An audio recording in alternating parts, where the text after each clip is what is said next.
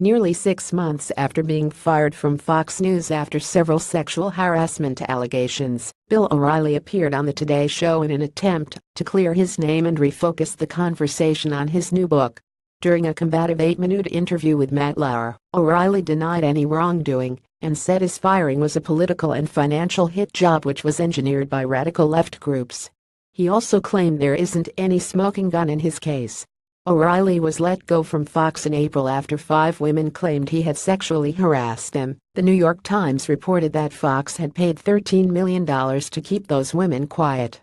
O'Reilly received a $25 million payout upon his exit, equivalent to 1 year of his salary.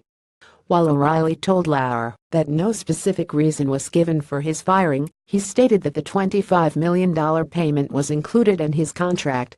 "They could pay me a certain amount of money and not put me on the air," he said. O'Reilly was fired 10 months after Fox News CEO Roger Ailes was let go over similar sexual harassment allegations. Ailes died in May. Lauer pointed out that the network likely understood the stakes and that O'Reilly was the last guy in the world they wanted to fire. "You don't let your number one guy go unless you have information," Lauer said. "Doesn't it seem safe to assume that the people at Fox News were given some evidence that simply made it impossible for you to stay on?" O'Reilly called Lauer's claim a false assumption and said he had never gotten a human resources complaint in his 42 years on television. He claimed there were a lot of other business things at play in his firing.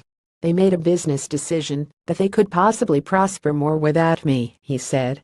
"Every company has these lawsuits. They settle them for a number of reasons. As an employee, I don't really have any say in that matter."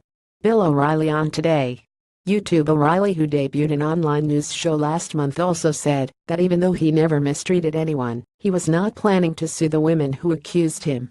"You can't win those lawsuits," he said. "Every allegation is a conviction."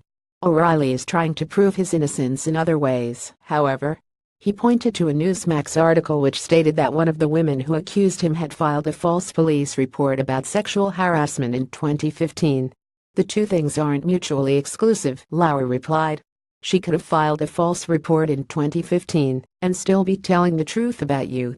At the end of the interview, talk shifted to O'Reilly's new book, Killing England: The Brutal Struggle for American Independence. O'Reilly called it an unvarnished look at American history meant to attack political correctness.